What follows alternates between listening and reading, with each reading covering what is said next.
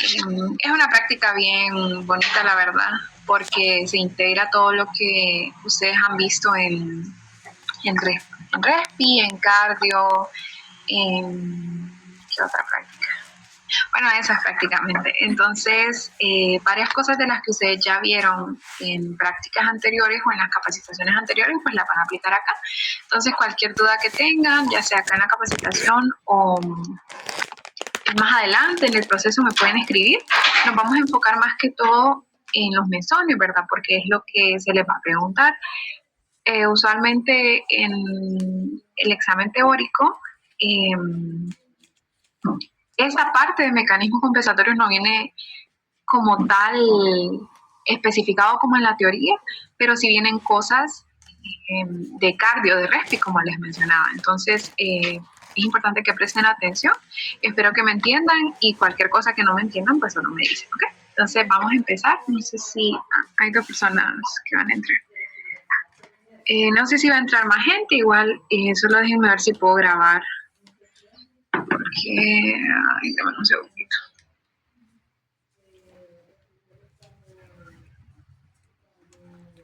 Ok.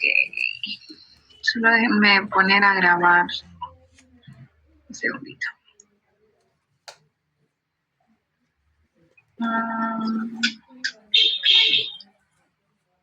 Yo ahorita no puedo mover. Ok, espérame.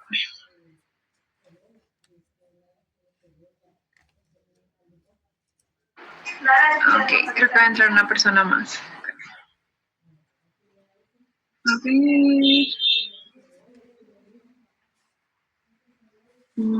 Ahí está. Okay.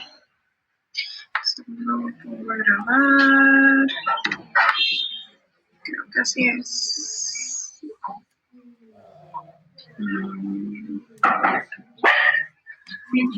Déjenme ver si se puso a grabar porque no me deja.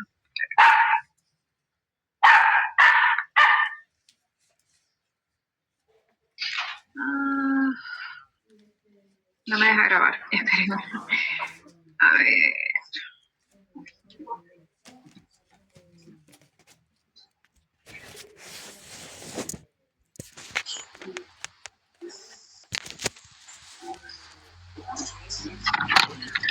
Creo que ahí ya. Sí, ahí está ya, por fin. Yay. Déjenme ver que tenga audio. Creo que ahí está.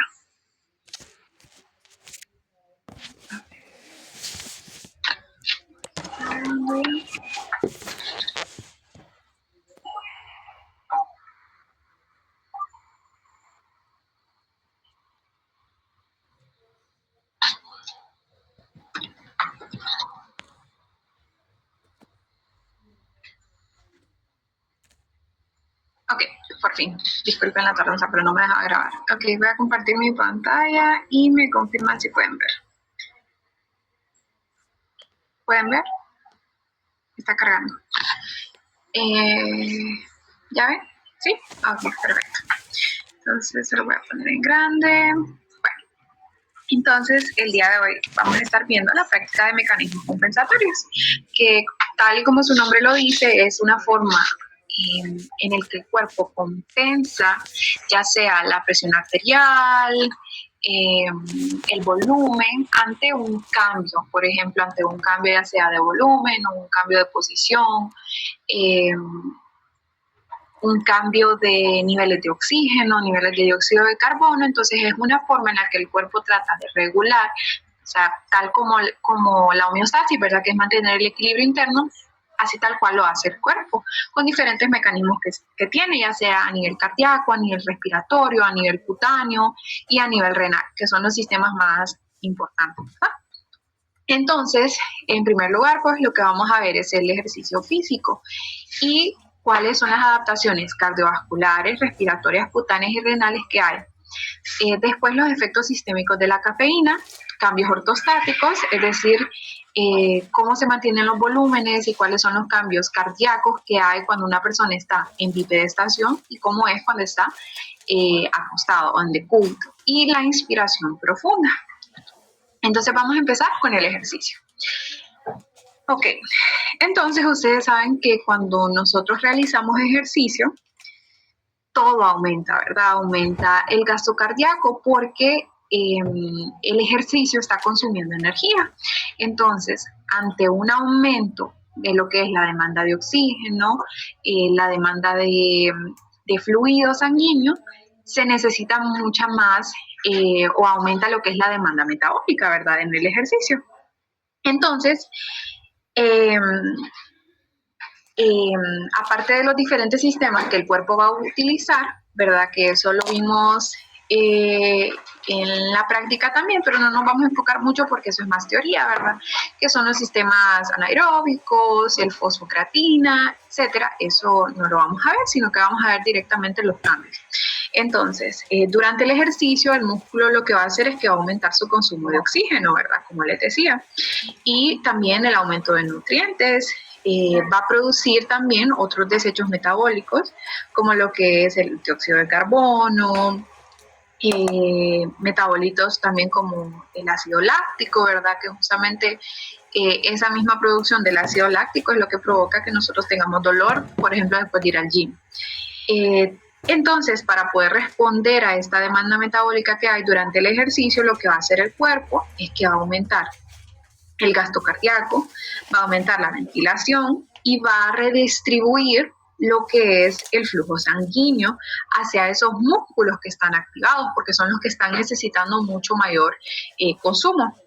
Y también va a activar otros mecanismos para poder eliminar el calor y conservar los líquidos y que la persona no tenga, por ejemplo, un golpe de calor, porque no se puede eliminar esa cantidad de calor que se está produciendo, y también para que la persona no se deshidrate. Entonces, por eso ustedes han visto que ahorita que está de moda eso de runners o de las personas que salen a correr, que hay bastantes personas que sufren lo que es una caída súbita o una pérdida de la conciencia por eso, porque falla uno de los mecanismos compensatorios. Entonces, ¿cuáles son estos cambios que se producen por esta bomba muscular? Entonces, va a aumentar el retorno venoso por la misma lo que hay. Espérame, es que hay alguien que quiere entrar. Entonces, déjame meterlo. A ver. Ahí está. Ok. Entonces, va a haber un aumento del retorno venoso, ¿verdad? Por la misma redistribución. Va a haber mayor llegada de sangre al corazón porque el corazón es una bomba que necesita, ¿verdad? Demanda mucho oxígeno también y mucha sangre, entonces por eso va a haber una mayor llegada de sangre porque aumenta lo que es esta bomba. Va a haber un aumento del llenado ventricular porque está llegando más sangre, ¿verdad? Asimismo va a haber mayor incremento del volumen telediastólico. Si hay un mayor volumen telediastólico, va a haber un aumento del volumen sistólico y va a haber una elevación del gasto cardíaco. ¿Por qué se da este aumento del volumen sistólico? Por el mismo incremento del volumen telediastólico, ¿verdad? Porque llega más sangre, hay más sangre antes de que el corazón eyecte esa sangre. ¿Y por qué se necesita mayor eyección de sangre? Porque aumenta la demanda metabólica. Entonces el corazón como bomba necesita bombear toda esa sangre a los músculos que están siendo activos en este momento para que puedan funcionar de mejor manera. Y la elevación del gasto cardíaco, que el gasto cardíaco es la cantidad de sangre, ¿verdad?, que sale del corazón en un minuto. Entonces, ahorita vamos a ver más a fondo cada una de estas. Entonces, en primer lugar, vamos a ver la respuesta química durante el ejercicio. Yo les decía que cuando nosotros realizamos ejercicio, los músculos, aparte de consumir más oxígeno, también producen lo que son metabolitos tóxicos. Entonces, estos músculos activos, cuando consumen ese oxígeno, producen esos metabolitos, los cuales son el dióxido de carbono, la adenosina, los hidrogeniones y el ácido láctico. Después de que se produce todo esto pasa rápido, ¿verdad? No es que pasa una cosa distinta, que primero pasa lo químico, pasa lo cardiovascular, todo pasa en un mismo instante porque están trabajando en conjunto para poder mantener el equilibrio. Entonces, las principales adaptaciones cardiovasculares que vamos a tener van a ser el aumento de la frecuencia cardíaca. Entonces, durante el ejercicio, lo que pasa es que va a disminuir lo que es la actividad parasimpática y va a aumentar la actividad simpática, porque ustedes saben que el sistema simpático lo que hace es que eleva todos los sistemas, ¿verdad? Entonces, esto lo que va a hacer es que se aumente la frecuencia cardíaca, la contractibilidad del corazón y el volumen sistólico. De esa forma, estas cosas lo que van a hacer es que aumente el gasto cardíaco, porque como yo les decía, si hay una mayor demanda de oxígeno, se necesita que el corazón esté bombeando más sangre. Por eso cuando ustedes están corriendo o están haciendo ejercicio, ustedes mismos pueden sentir como palpitaciones, por eso mismo, porque está aumentando la frecuencia cardíaca para compensar esa demanda. Entonces, esto pasa también porque lo que es la bomba muscular favorece el retorno venoso. Entonces, ustedes saben que si aumenta el retorno venoso por la fórmula que vamos a ver más adelante, va a aumentar lo que es la llegada de sangre al corazón. Y si aumenta la llegada de sangre al corazón, quiere decir que aumenta el volumen sistólico. ¿Y de qué forma hace el corazón para poder bombear tanta sangre? Es lo mismo, aumentando la contractilidad. También los metabolitos que se producen en esta respuesta química, lo que van a hacer es que van a provocar una vasodilatación local. ¿Qué más? También los órganos que están menos activos, por ejemplo, el sistema digestivo o el sistema renal, lo que hacen es que tienen una vasoconstricción para que pueda haber más sangre dirigida hacia esos músculos que están siendo activos. Porque ustedes saben que el corazón funciona así o el cuerpo funciona así. Se va a satisfacer o se va a poder, ¿cómo les puedo decir? Es como la oferta y la demanda. Es decir, se va a darle más al que está demandando más. Entonces, si en ese momento, aunque se quiera mantener a todo el cuerpo en equilibrio, en ese momento se necesita mantener o darle más al que está ocupando más. Entonces, lo que está trabajando ahorita fuerte es el músculo, porque estamos en ejercicio. Entonces, a lo que se le tiene que satisfacer más, a lo que se le tiene que dar sangre, suplir, es la palabra que estaba buscando, entonces se va a redirigir más sangre hacia esos músculos activos. Entonces, por eso, aparte del golpe de calor que les dije, puede pasar también lo que es la deshidratación. ¿Por qué? Porque entonces el sistema digestivo, el sistema renal, lo que hacen es tener una vasoconstricción porque no están siendo activos, ¿verdad? Entonces, esa vasoconstricción es peligrosa porque ustedes saben que si hay una vasoconstricción a nivel renal, disminuye la volemia, no se puede eliminar porque el riñón tiene miles de funciones, ¿verdad? Entonces no se puede filtrar la sangre, se acumulan metabolitos que son tóxicos, puede haber una necrosis a nivel renal, que ustedes, pues, ya que están estudiando el sistema renal, saben todas las funciones que tiene. Entonces, por eso más adelante vamos a ver cuáles son esas adaptaciones a fondo que hay en el riñón, pero eso más que todo a nivel cardiovascular. Ok, seguimos. Entonces, aquí está lo que les mencioné ahorita. Estos metabolitos y en general el ejercicio provocan dos cosas, ya sea una vasodilatación o una vasoconstricción. Entonces, la vasodilatación se va a dar en el músculo esquelético que está activo para que le llegue más sangre, el corazón y la piel. Ustedes han visto que cuando hacemos ejercicio sudamos, ¿verdad? Entonces, todo tiene un mecanismo fisiológico detrás. Entonces, este sudor se da porque en la piel, cuando nosotros estamos haciendo ejercicio, esa energía que se está produciendo se transforma en calor. Entonces, de una manera u otra, se tiene que eliminar ese calor, ¿verdad? Porque si no, a la persona le pega un golpe de calor. Entonces, ¿cómo se elimina? Se da una vasodilatación de los vasos de la piel y por ahí se elimina lo que es el calor. Esto se da principalmente por la adaptación del hipotálamo, ¿verdad? Que es el termómetro, ¿verdad? De nuestro cuerpo. Entonces, esa vasodilatación lleva toda esa sangre caliente, ese calor, hacia la piel. Entonces, la evaporación de ese sudor lo que va a hacer es que perdamos calor y podamos regresar a nuestra temperatura normal. Y si ustedes se fijan cuando están haciendo ejercicio o cuando en la práctica ustedes ven a los alumnos que están corriendo y entran, están todos rojitos, es justamente por esa misma vasodilatación. Y si tocan la piel está caliente. Entonces, también lo que pasa es que en ambientes muy calurosos, que por eso les mencionaba el ejemplo de las personas que están ahorita de moda, que están corriendo alrededor, y más en estos ambientes que son bien calurosos, lo que tiene que pasar es que el cuerpo tiene que adaptar o distribuir esa sangre entre los músculos y la piel. Y esto lo que va a provocar es que aumente mucho más el trabajo del corazón, que de por sí ya está trabajando el doble porque tiene que suplirle sangre y oxígeno, ¿verdad? Porque el oxígeno va en la sangre a los músculos.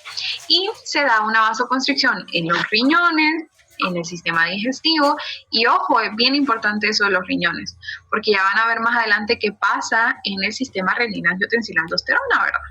El sistema digestivo, los músculos que están inactivos, porque ustedes saben que hay diferentes tipos de ejercicio, ¿verdad? Están los regionales, los locales. Entonces no es lo mismo que yo solo esté haciendo bíceps, o esté haciendo tríceps, o esté haciendo glúteo, o esté haciendo pierna en general, ¿verdad? A que yo esté haciendo cardio, que necesito todo mi cuerpo. También se da una vasoconstricción en otros órganos que temporalmente no están requiriendo que haya un flujo mayor.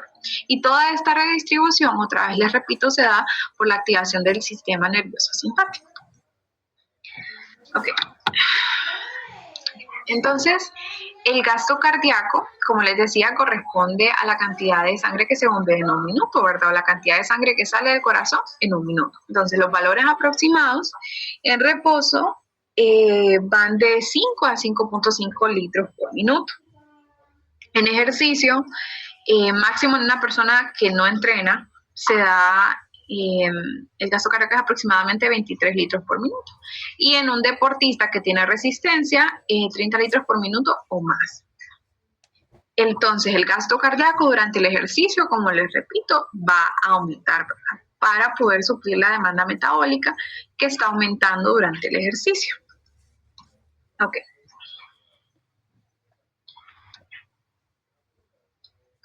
Entonces, siguiendo con lo mismo, de lo que es la respuesta cardiovascular, también hay una respuesta varorreceptora, ¿verdad? Todo esto es los mecanismos fisiológicos que ustedes han visto en cardio. Ustedes saben, ¿verdad? Que los varorreceptores, lo que hace, varo viene de presión, ¿verdad? Entonces los varorreceptores están ahí para detectar los cambios de presión. Entonces, esa vasodilatación muscular que se da por la producción de esos metabolitos, lo que puede producir es una disminución transitoria de la resistencia vascular. Entonces, ustedes saben que la fórmula de presión arterial es gasto cardíaco por resistencia vascular periférica, ¿verdad? Entonces, esa misma disminución de la resistencia vascular, pues como es directamente proporcional a la presión arterial, lo que hace es que la puede disminuir también. Entonces, los cambios que se van a dar aquí por esta respuesta varorreceptora es aumento de la actividad simpática, ¿verdad? Porque si estos varorreceptores detectan que hay un cambio de presión o una caída de la presión, lo que hacen es aumentar la actividad simpática. Y todos los otros cambios derivados es justamente por esa activación. Entonces va a aumentar la frecuencia cardíaca, lo mismo que les dije anteriormente, va a haber mayor contractilidad cardíaca, va a haber vasoconstricción de los tejidos que no están siendo utilizados en ese momento, ya sea órgano o músculo. Se va a mantener ese mantenimiento de la presión arterial y va de último, ¿verdad? Pero bueno, va a haber un aumento del gasto cardíaco y se va a mantener la presión arterial para que no haya una caída súbita de la presión arterial y la persona no caiga. Ok, sigamos. Un segundo.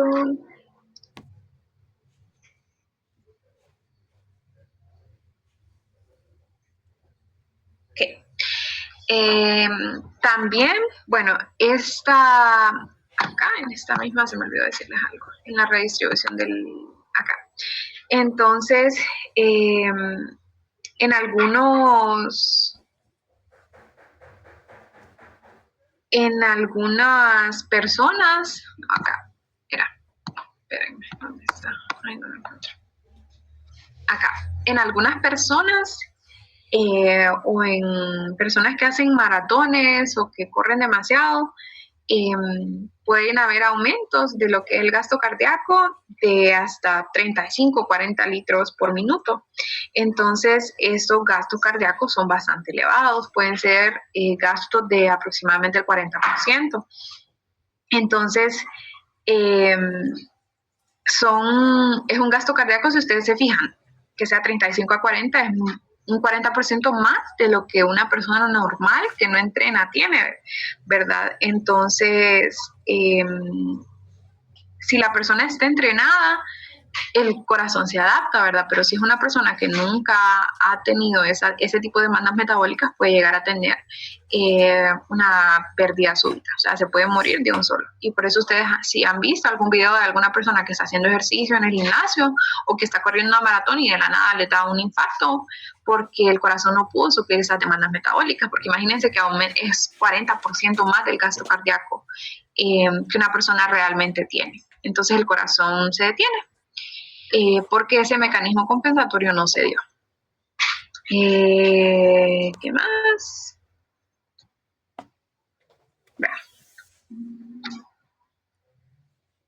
Y lo del golpe de calor, usualmente también es porque la temperatura normal, ustedes saben que usualmente anda como en 36.8 más menos 0.4, ¿verdad? Entonces, en el ejercicio, esto puede llegar hasta de 37 a 40. Entonces, cuando hay demasiado calor, más lo que afecta lo del ambiente que yo les decía, o si se lleva, por ejemplo, ropa muy caliente, que anda con suéter o anda con ropa no adecuada para hacer ejercicio, entonces se puede elevar hasta 41, 42. Ustedes saben que si una persona llega a más de 41 centígrados, eso es hipertermia, ¿verdad? Entonces, si el hipotálamo no logra controlar esa temperatura, esto es tóxico, esto es dañino para el cerebro, esto es tóxico para la célula, entonces a la persona le pueden dar diferentes síntomas como dolor de cabeza, mareo, visión borrosa, confusión, eh, etcétera, ¿verdad? Entonces, si esto no se trata a tiempo, porque si el hipotálamo, este mecanismo compensatorio no se da, que es la eliminación del calor a través de la piel, la persona se puede morir. Ahora las adaptaciones respiratorias. Ustedes han visto, si se acuerdan, cuando llevamos la práctica y para los que la acaban de llevar, cuando estamos corriendo aumenta la respiración, ¿verdad? Empezamos a hiperventilar. Entonces, esto se da principalmente porque hay un aumento, aparte de que hay un aumento del oxígeno, es porque se está produciendo mucho dióxido de carbono y ustedes saben que la adaptación que tiene el cuerpo para poder eliminar el dióxido de carbono es mediante la hiperventilación. Entonces lo que va a aumentar es la frecuencia respiratoria para poder suplir la demanda del oxígeno y para poder eliminar el dióxido de carbono. Va a haber un aumento del volumen corriente, que ustedes saben que el volumen tidal o el volumen corriente de respi son 500 ml, ¿verdad? Entonces va a haber un aumento. Se eleva la ventilación pulmonar por la entrada del mismo aire, va a haber mayor intercambio gaseoso por el mismo aumento, por este cambio derivado por el mismo aumento de la frecuencia respiratoria. Va a haber un aumento de la difusión del oxígeno porque está entrando más oxígeno y se va a eliminar mayor dióxido de carbono. Entonces, esto se da porque hay una activación del centro respiratorio que se da desde la corteza cerebral.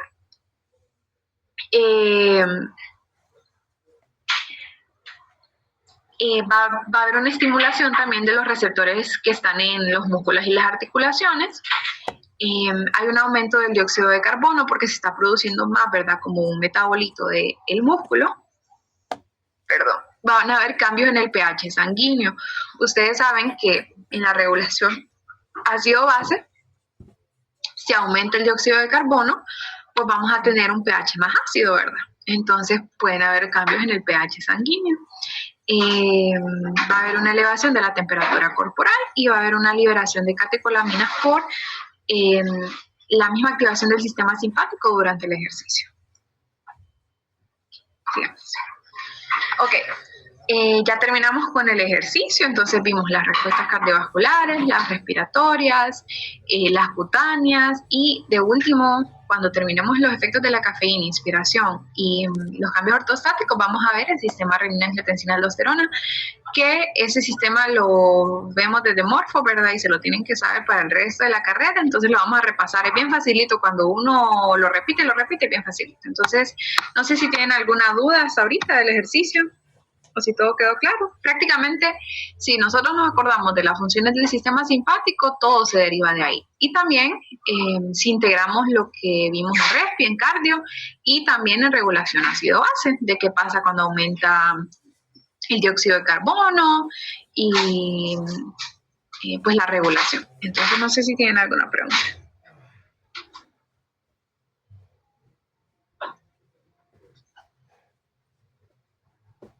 Ok, bueno, entonces vamos a seguir con la cafeína. Entonces, los efectos sistémicos de la cafeína lo vemos en diuresis y lo vemos acá en mecanismos compensatorios. Entonces, ustedes saben que la cafeína es un antagonista competitivo de la adenosina, ¿verdad? Que ustedes recuerdan que cuando lo vemos en la práctica, la adenosina es eso que nos ayuda a dormirnos, a tener tranquilidad, y por eso se llama antagonista competitivo, ¿verdad? Quiere decir que compite por los mismos receptores de la adenosina, pero no tiene la misma función, porque la cafeína lo que hace es que aumenta el estado de vigilia y la adenosina es todo lo contrario, ¿verdad? Entonces, lo que hace la cafeína es que compite por esos receptores de la adenosina. ¿Quién me puede decir cuáles son esos receptores? Si se acuerdan, si no, está bien.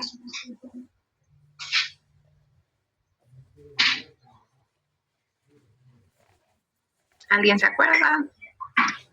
De uno.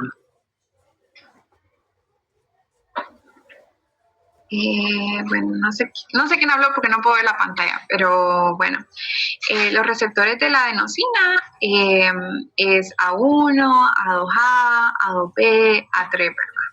Entonces esos receptores están ahí en la membrana de la célula y la cafeína compite con la adenosina.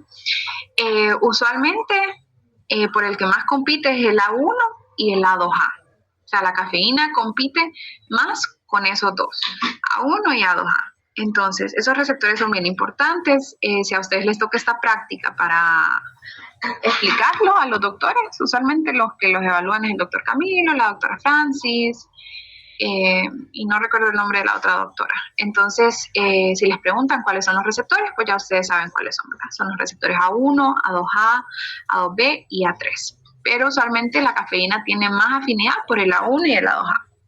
Entonces lo que hace es que vienen ustedes y están con sueño, entonces vienen y se toman una taza de café, entonces viene la cafeína y lo que hace es que se tapa, bloquea el receptor, o sea, lo que hace es que la adenosina no se una, entonces ustedes lo que tienen es un aumento del estado de vigilia. Entonces lo que va a hacer es que va a aumentar la actividad del sistema nervioso, va a elevar temporalmente la presión arterial, puede elevar la frecuencia cardíaca y la contractilidad. Por eso a veces cuando una persona toma mucho café, mucha cafeína, por ejemplo, si se toma una bebida energética que lo que tiene es cafeína, siente como palpitaciones porque está teniendo taquicardia. También, no sé si han visto algunos memes que dicen, cuando me tomo un café para poder estar despierto y ahora tengo sueño y taquicardia. Porque realmente, aunque a uno le siga dando sueño tomando café, sí sigue teniendo el mismo efecto la cafeína, entonces puede dar taquicardia. Va a haber vasoconstricción cerebral también por el mismo efecto de lo que es el aumento del sistema nervioso, la actividad del sistema nervioso. Disminuye la percepción de esfuerzo porque es básicamente la sustancia lo que está actuando. Y también puede aumentar ligeramente la producción de orina, ¿verdad? Aumenta la diuresis, que en la práctica de diuresis ustedes recuerdan el efecto que tenía, ¿verdad? Cuando vimos el alcohol, el agua, la orina iba a decir, el café y el agua con sal. Entonces eso no lo vamos a tocar porque eso es más de diuresis. Ok, básicamente la cafeína, esos son sus efectos. Aumento también lo mismo del sistema simpático. Entonces, aumento la frecuencia cardíaca, aumento de la contractilidad. Y eso básicamente no tiene mucha ciencia detrás. Ese mesón es bien tranquilito, bien facilito, solo saber que es un antagonista competitivo de la adenosina y por ende la adenosina no se une. Entonces, esa es una pregunta que les pueden hacer. Esta es una pregunta que les pueden hacer ya sea los doctores o sus alumnos cuando sean instructores. Entonces, pero ¿por qué yo tomo café y a mí no me hace efecto? Que por ejemplo, yo soy un ejemplo, a mí no me hace efecto el café, entonces cuando me tengo que desvelar, pues me va mal porque no puedo desvelarme aunque tome café. Y lo que pasa es que, bueno, hay diferentes mecanismos para cada persona. Una puede ser la resistencia. Si una persona toma mucho café, es lo mismo que con las drogas, es lo mismo que con el alcohol, es lo mismo que con cualquier sustancia que produzca adicción. Y el café es una de ellas. Cuando uno toma café, la adenosina lo que hace es decir, ok, el café me está bloqueando los receptores. Entonces yo lo que voy a hacer es que voy a producir más receptores porque no me puede seguir bloqueando. Entonces lo que genera ese aumento en la producción de los receptores es una resistencia, es decir, cada vez se necesita más café porque la adenosina está produciendo más receptores, entonces cada vez es más difícil que el café tape o bloquee todos esos receptores. Entonces es un mecanismo de resistencia. Es lo mismo con el alcohol, es lo mismo con las drogas. Cada vez se necesita más para poder sufrir. ¿Okay? Ahora los cambios ortostáticos. Entonces, ustedes saben que cuando nosotros estamos parados, la sangre que viene desde abajo, desde los pies, tiene que vencer la resistencia, ¿verdad? Porque hay gravedad, está la gravedad, entonces ese retorno venoso tiene que vencer la gravedad. Entonces lo que pasa es que cuando nosotros estamos parados, ustedes tienen sus venas, ¿verdad? Entonces en las venas hay unas valvas, se llaman valvas, ¿verdad? Entonces se abren, se cierran, se abren, se cierran. Entonces la sangre, cuando va así impulsada, cuando va venciendo esa gravedad, tiene más dificultad para poder llegar al corazón, ¿verdad? Porque esa sangre está ahí estancada. Entonces, es más difícil que llegue sangre a nuestro corazón. Entonces, lo que pasa cuando la persona se acuesta es que esa gravedad ya no existe, ¿verdad? Porque está acostada. Entonces, si está acostada, es más fácil que la sangre en esas valvas de las venas suba hacia nuestro corazón. Entonces, lo que pasa es que cuando cuando adoptamos esa posición de decúbito, toda esa sangre que estaba acumulada o estancada allá en las venas va a retornar con mayor facilidad a nuestro pecho. ¿Por qué? Porque no tiene que vencer la gravedad, entonces no tiene tanta resistencia como cuando nosotros estamos parados. Entonces, como resultado, vamos a tener, cuando ustedes están acostados o cuando hagan la prueba en sus alumnos, va a aumentar el retorno venoso, ¿verdad? Porque ya no tiene esa fuerza que vencer. Si hay mayor retorno venoso, es decir, más sangre está llegando al corazón, va a mejorar o va a haber más llenado cardíaco. Si hay más sangre en el corazón, quiere decir que aumenta el volumen sistólico, es decir, la cantidad de sangre que se eyecta. Va a disminuir la necesidad de vasoconstricción, porque cuando estamos parados sí se necesita una vasoconstricción para que esa sangre pueda subir con fuerza, porque si hubiese vasodilatación es imposible, ¿verdad? Porque la sangre más bien se va a estancar más. Y la frecuencia cardíaca se puede reducir ligeramente, es decir, como está llegando más sangre al corazón porque no hay gravedad, no es necesario que la frecuencia cardíaca aumente, ¿verdad? Porque la frecuencia cardíaca es como o sea, se compensan. ¿Cuál es la fórmula de presión arterial? Gasto cardíaco por resistencia vascular periférica, ¿verdad? Y el gasto cardíaco, ¿en qué se desglosa? En volumen sistólico por frecuencia cardíaca. Entonces, si tengo mayor volumen sistólico, ¿qué va a pasar? Va a aumentar el gasto cardíaco, ¿verdad? Entonces no necesito aumentar mi frecuencia cardíaca y no son directamente proporcionales, ¿verdad? Entonces no es necesario que los dos aumenten.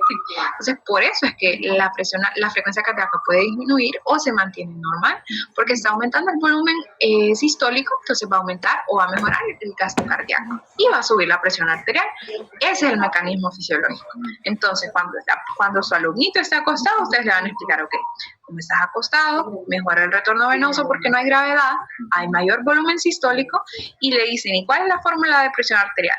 Ok, es igual a gasto cardíaco por resistencia vascular periférica. Y el gasto cardíaco se divide en frecuencia cardíaca por volumen sistólico. El volumen sistólico está aumentando. Si aumenta el volumen sistólico, aumenta el gasto cardíaco. Y el gasto cardíaco, como les repetí desde que empezamos, es directamente proporcional a la presión arterial. Entonces la va a aumentar. ¿Y qué va a pasar con la frecuencia cardíaca? Va a disminuir. Entonces, frecuencia cardíaca disminuye, presión arterial aumenta en decúbito. Cheque. Entonces ahora vamos cuando la persona se pone de pie. Entonces, cuando la persona se pone de pie, la gravedad va a desplazar la sangre hacia las piernas y el abdomen. La sangre se estanca allá abajo. Entonces es más difícil que esa sangre suba, como les expliqué, ¿verdad? Entonces disminuye el retorno venoso, va a haber menor volumen sistólico, va a haber un descenso del gasto cardíaco por el mismo descenso del volumen sistólico, ¿verdad? Entonces va a disminuir lo que es la presión arterial, pero ¿qué va a pasar? Esos vasoreceptores que nosotros tenemos en el seno carotidio, lo que van a hacer es detectar ese cambio de la presión y de forma compensatoria lo que van a hacer es que aumente la frecuencia cardíaca. Entonces, por eso, cuando la persona se pone de pie, la presión arterial disminuye, pero la frecuencia cardíaca aumenta. Entonces, decúbito y de pie son dos cosas distintas. Cuando la persona está acostada, aumenta la presión arterial, pero disminuye la frecuencia cardíaca, por lo que ya les expliqué. Y cuando la persona se pone de pie, aumenta la frecuencia cardíaca y disminuye la presión arterial. No es tan difícil acordarse.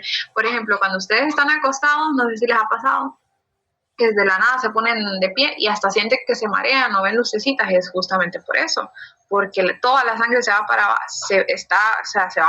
y se queda estancada, entonces hay menor, ya sea retorno venoso y menor perfusión a nivel cerebral.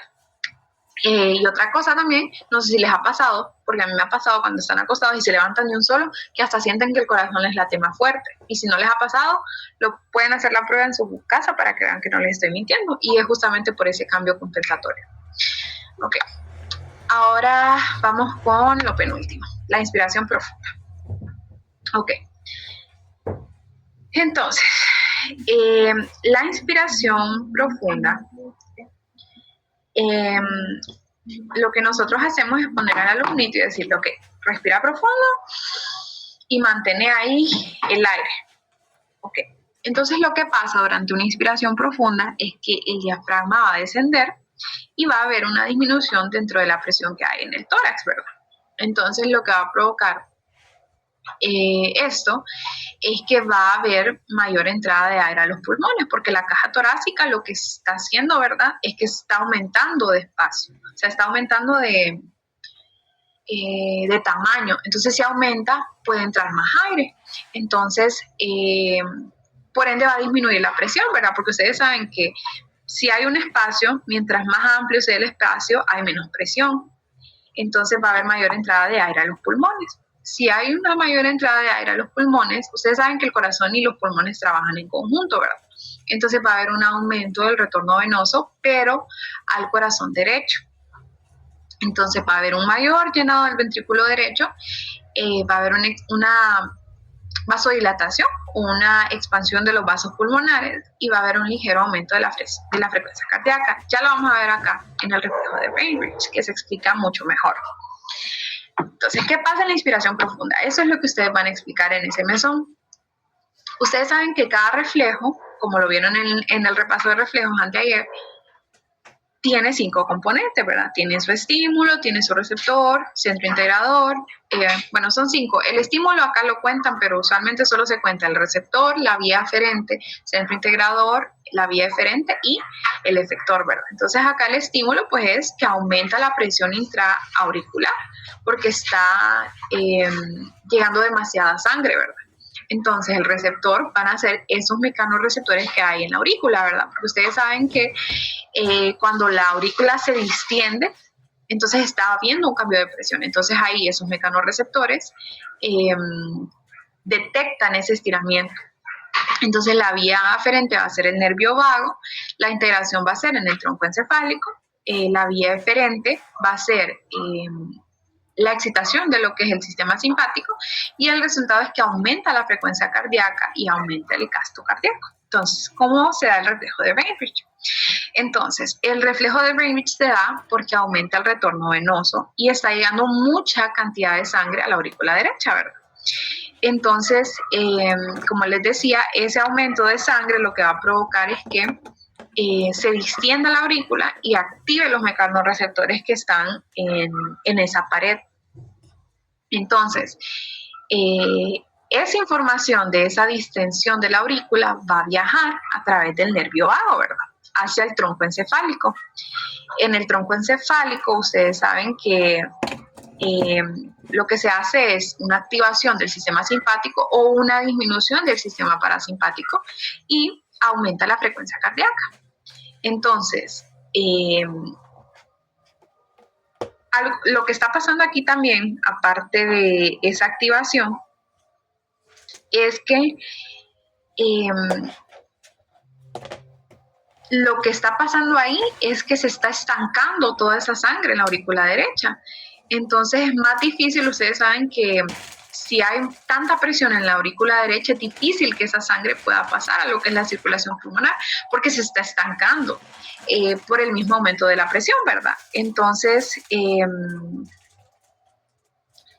esta compensación se da para que el corazón pueda bombear más rápido esa cantidad de sangre que se está acumulando, evitando que se siga acumulando en la aurícula derecha. Entonces, durante la inspiración profunda, pues eso es lo que se hace para poder mejorar el retorno venoso y que la sangre no se siga estancando. Y esto básicamente, estos son los componentes que ustedes van a explicar en ese mes.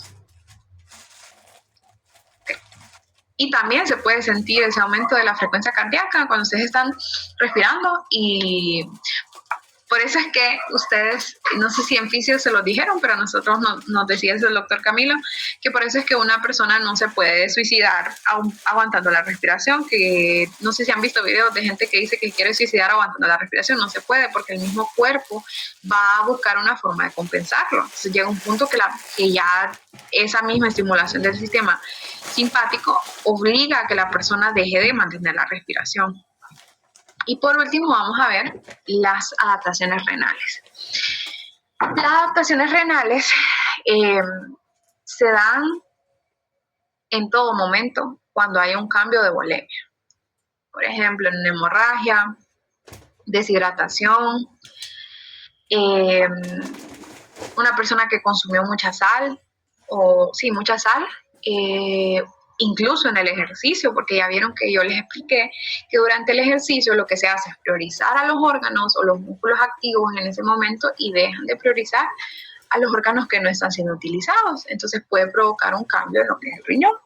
Entonces, lo más importante es el sistema renina-angiotensina-aldosterona, y eso es lo que ustedes van a explicar. Entonces, el sistema renina-angiotensina-aldosterona comienza cuando hay una menor llegada de volumen al riñón. El riñón es un órgano que es muy perfundido, ¿verdad? Entonces, él funciona a través de la cantidad de sangre que llega por la arteriola aferente.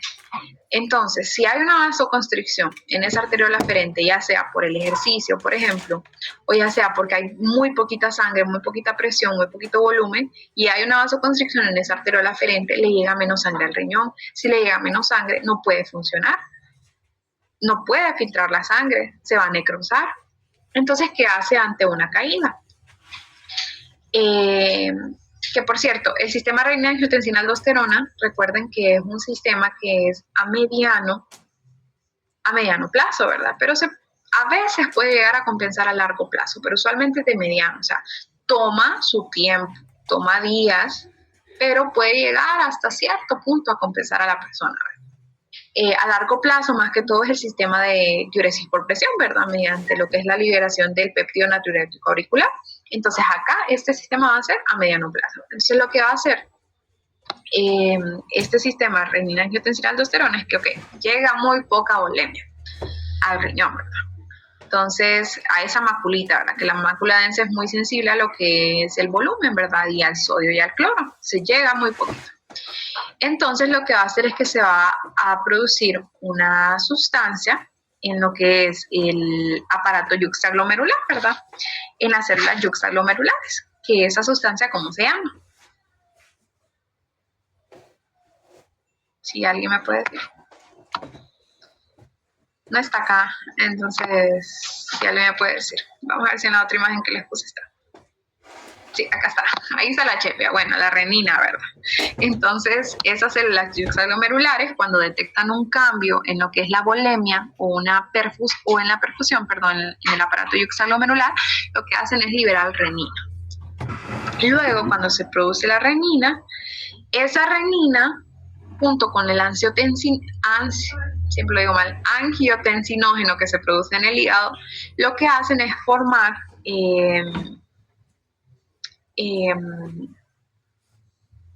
juntos se produce lo que es la angiotensina 1, que la angiotensina 1 realmente no tiene tanta actividad, aunque cuando yo llevé fisiopato el doctor decía que sí tenía una leve función de vasoconstricción, pero realmente no tiene mucha función. Pero bueno, después esa angiotensina 1 mediante la enzima convertidora de angiotensina se va a transformar en angiotensina 2, aquí está, miren. Esa angiotensina 2, esa enzima convertidora de angiotensina 2 está en el pulmón, ¿verdad? Pero me gusta esta imagen porque está bien actualizada. Porque usualmente a nosotros, ustedes recuerdan, ¿verdad? Cuando hemos leído ese sistema, solo nos dicen que está en el pulmón. Pero ahora está bien actualizado de que no solo está en los pulmones, sino que también está en el endotelio y está en los mismos riñones. Obviamente está en más cantidad en los pulmones, pero sí está más en el riñón. Está ahora en el riñón también. No es que está ahora, sino que se ha actualizado de que está en el riñón, ¿verdad? Y en el endotelio. Entonces, una vez que se transforma esa angiotensina 1 en angiotensina 2, es donde esa angiotensina 2 va a provocar todos los efectos sistémicos. Déjenme ver en esta imagen si podemos ver, sí, acá hay varios efectos. Entonces, va a haber un aumento de la actividad simpática. Lo mismo que hemos venido repitiendo en toda la reunión, ¿verdad? Entonces, si aumenta la actividad simpática, aumenta todo lo que ya vimos a nivel cardiovascular y respiratorio. Va a haber una mayor reabsorción de sodio y cloro y va a haber una mayor secreción o excreción del potasio. Va a haber, si hay retención de sodio, ustedes saben que detrás del sodio viene el agua. ¿Qué más va a pasar? En la glándula suprarrenal, ustedes saben que se produce lo que es la aldosterona, ¿verdad? Que la aldosterona tiene otras funciones que también se van a dar mediante ese sistema, que las funciones de la aldosterona es la retención de sodio y la excreción de potasio. También a nivel de los vasos sanguíneos va a haber lo que es una vasoconstricción para que aumente la presión de la sangre. También en lo que es en el hipotálamo, en el núcleo supraventricular, en la glándula, en el hipotálamo, lo que va a haber es una producción de ADH, ¿verdad? Que es la hormona antidiurética. Entonces, si es antidiurética, lo que va a hacer es que disminuya la diuresis, que se excrete menos agua, porque lo que yo tengo abajo es la volemia, yo para qué quiero perder agua. Entonces, retiene agua. Aparte, esto lo hace mediante la inserción de aquaporina, ¿verdad? En el túbulo colector. ¿Qué más? Bueno, esto básicamente. Vamos a ver la otra imagen. Si tenemos alguna otra cosa que se haya escapado, no. Básicamente eso es todo. Entonces, eso sería en cuanto a mecanismos compensatorios. Eso serían básicamente todos los mecanismos que hay. Si se fijaron, hay un montón, pero se repiten. Porque esto del sistema renina, angiotensina, aldosterona lo van a ver en renal y los demás lo han visto en resp, lo han visto en cardio, lo han visto en... Es que no me acuerdo cómo se... en equilibrio ácido-base. Entonces... no sé si se grabó la reunión. Yo asumía que sí, pero creo que no. Bueno. Entonces, eso sería básicamente la capacitación. No sé si tienen alguna duda. Creo que cubrimos bien las cosas que se da en el manual y lo que preguntan los doctores. Entonces, no sé si tienen alguna duda. Y si no tienen ninguna duda, igual me pueden escribir. Falta bastante, creo, para que hagan su examen. Entonces, sí, eso sería todo. ¿Tienen alguna duda o no? ¿No? Bueno, Entonces, si no tienen ninguna duda, espero que estén disfrutando sus vacaciones, creo que todavía tienen una semana, y éxitos en el proceso. Cualquier duda que tengan me pueden escribir. Entonces, buenas noches.